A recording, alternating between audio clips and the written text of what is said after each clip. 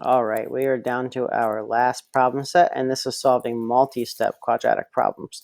So that just means any problem that has more than 2 steps, we're going to call a multi-step. And in this case, all 3 of these have 3 steps.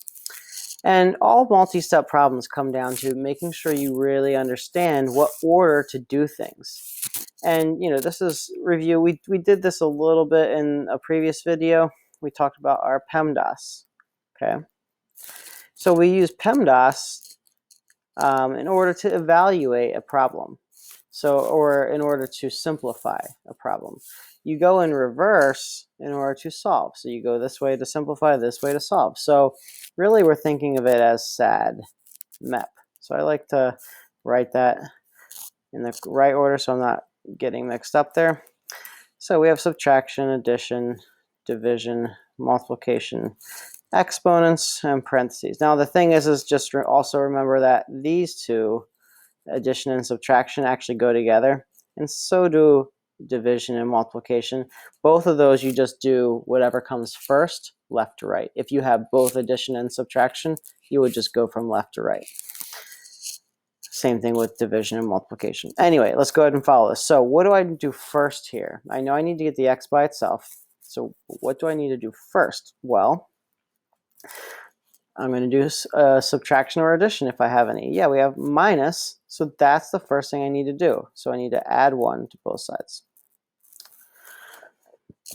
Okay, so what do we have left? Well, we have 2x squared equals 50.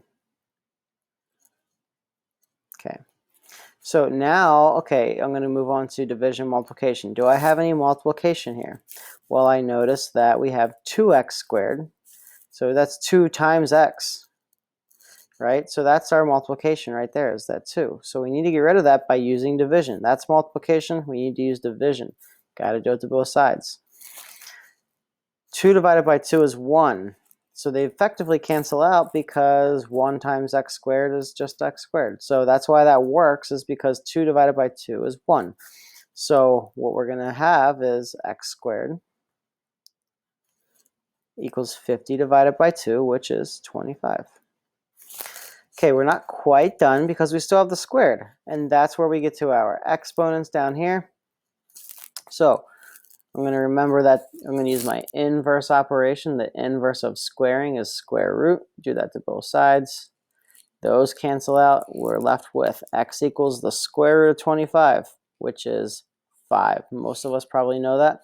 If you didn't, then you go over to your trusty calculator. You go square root of 25 and you get 5. So x equals 5. Go ahead and see if you can do numbers 13 and 14.